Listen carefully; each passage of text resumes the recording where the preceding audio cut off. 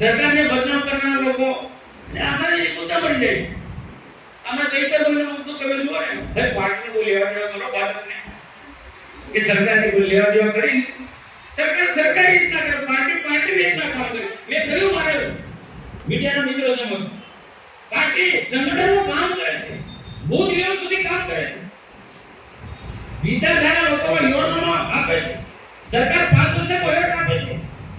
કોઈને પાડી દેવો કે અમારા પાર્ટીમાં છે જ્ઞાતિ જાતિ ધર્મના ભેદ વગર નરેન્દ્રભાઈ કામ કરે છે. 100 નો સાથ 100 નો વિકાસ આ સૂત્ર સાથે કામ કરી રહ્યા છે. તમે તમારા એવા કામોના કારણે તમે ફસાતા હોય તેમાં પછી દોષ દેવો ભાજપને, દોષ દેવો ભાજપ સરકારને. એટલે કેવી રીતે આનો પણ આપણે કાઉન્ટર કરવું પડશે. સોશિયલ મીડિયામાં કેટલું જોરશોરમાં ચાલે છે ભાઈ. કોઈ સરકારનો ઈરાદો નથી કે પાર્ટીનો કોઈ ઈરાદો નથી કે કોઈને જેલમાં મૂકી દે, કોઈના પર ખોટા કેસ કરવાના. કોઈને તું વિશ્વાસ સાથે કહું છું, તું દાવા સાથે કહું છું, પાર્ટીના કોઈનો ઈરાદો નથી કોઈને ખોટી રીતના કોઈ કેસમાં ફસાવવાનો, ખોટા કેસો કરવાના. તમે બધા જાણો છો.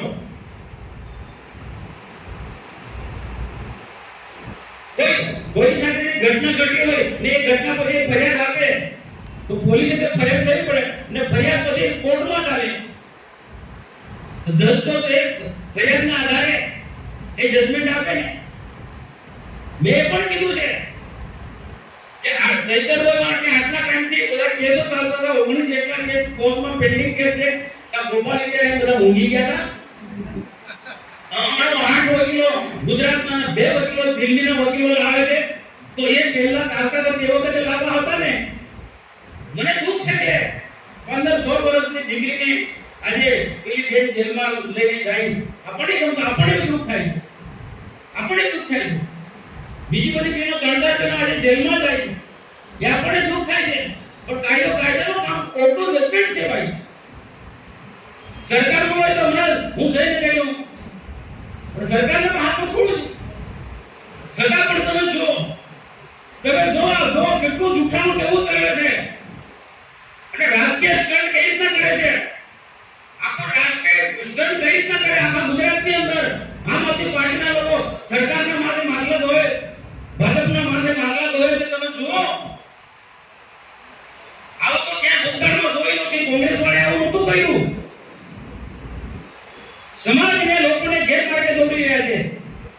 ગુજરાતના લોકોને આ કેજરીવાલ એન્ડ કંપની ગેરમાર્ગે દોરી રહી છે. આને કોણ કાઉન્ટર કરશે ભાઈ? જો આપણે સારા લોકો બેસી રહીશું તો આપણને નુકસાન છે ભાઈ. દરેક સોશિયલ મીડિયામાં મૂકો ભાઈ. કોઈ ટીકા ટિપ્પણી નહીં કરો, આપણે સાચી વાત મૂકો.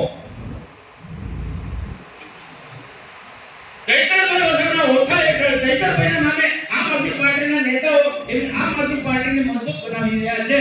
બાકી આટલા બધા વિદ્વાન લોકો છે, ઈશુદાન ગઢવી, ગોપાલ ઇટાલિયા. આજે તો મેં જોયો કોટ સારો સદ્ધન વિદ્વાન છે. તો એ વિદ્વાનનો તમે આના ચૈતર માટે કેમ ઉપયોગ નથી કર્યો? કેટલા ટીવી ડિબેટમાં મને બહુ મોટી દલીલો કરે, આમ થતું તો આમ થતું. પણ તમારે જો બુદ્ધિનો ઉપયોગ કરવો હતો ને, આ કેટલા જજ હતો કે ચૈતરની સામે કોર્ટની અંદર બધા કેસ ચાલી રહ્યા છે, તો તે વખતે તમારા દિમાગનો ઉપયોગ કરવો હતો ને. કમ સાના મને બેહી ગયા. મને તો એવું છે કે આ લોકો ચૈતન્ય ફસાવે છે. ચૈતન્ય જેલમાં છે ને એટલે આખા ગુજરાતમાં લોકો આંદોલન ચલાવો ચૈતન્યના નામે. એને જેલમાં આ લોકો જલસા કરી પાસ આમ આદમી પાર્ટીને જલસા કરીને મારે રેલી કાઢે આ કરે. શું લોકોને ગેરમાર્ગે દોરા નીકળી પડ્યા છે. આને કાઉન્ટર કરવું પડશે આપણે લોકોએ.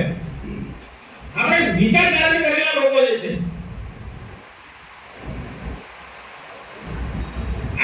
ને તો ખોટા લોકો શું છે ઘૂસી જશે.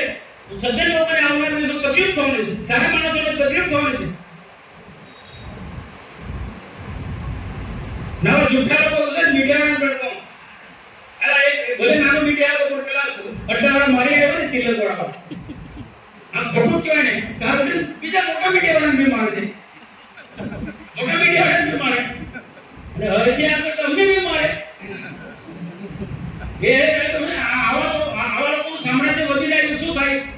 સજ્જન લોકોને જીવવું મુશ્કેલ થઈ જશે ભાઈ. દેશમાં પ્રધાનમંત્રી નરેન્દ્ર મોદી સાહેબ આ દેશમાં કાયદોની વ્યવસ્થા મજબૂત બનાવી છે, સરહદો સલામત છે, આતંકવાદીને કેવા ઠેકાણે પાડી દીધા, દેશમાં દેશદ્રોહી પ્રયોગ કરનારા લોકોને કેવા ઠેકાણે પાડી દીધા. આજે આખો દેશ રાષ્ટ્ર માટે સમર્પિત છે. હરસે ઠીક તમને થોડા ઘણા એની ચિંતા નહીં કરો. જાગૃત લોકો, સજ્જન લોકો, એક વિચારધારાના લોકો, રાષ્ટ્રવાદી વિચારધારાના લોકો બેસી નથી રહેવાનું. આવા લોકોનો જવાબ આપવાનો. ગામની અંદર તમે મીટિંગ કરો, એ જુઠ્ઠા લોકો છે, ખોટું છે. આ કેસમાં આ છે, આ કેસમાં કોઈ નથી. ને એક પણ કેસમાં ભાજપે કે સરકારે ઈરાદાપૂર્વક ખોટી ફરિયાદ કરી મને કોઈ પ્રૂફ કરાવે તો હું સંસદ સભ્ય માટે રાજીનામું આપી દઉં, જાહેર છોડ દઉં. આ ખોટી વાતો કરનારા લોકો મારે ચેલેન્જ છે. ભાજપે કે સરકારે કોઈ ખોટી ફરિયાદ કરાવી હોય ચૈતન્યના વિરુદ્ધમાં, હા અમે ચોક્કસ પેલું કહીએ છીએ ન્યાયનો પ્રશ્ન કે બેન 15 દિવસના છોકરાને લઈ જેલમાં જાય એ દુઃખ થાય, અમને બી થાય. ભાઈ એ સરકારે તો કોર્ટનો વિષય છે. તમે દલીલ કરવી હતી ને વિદ્વાન વકીલોએ. આ બેનની મુક્તિ આપો, નાના છોકરું છે એને, આ મહિલાને મુક્તિ આપો એવી વાત કરી રહ્યા વિદ્વાન વકીલ ગોપાલ ઇટાલિયા વિદ્વાન વકીલ. એને ખબર નહોતી, જજમેન્ટ આવ્યા પછી ખબર પડી. આ લોકોને ઠગવાવાળા લોકો છે. જુઠ્ઠું બોલવાનું, જોર જોરથી બોલવું.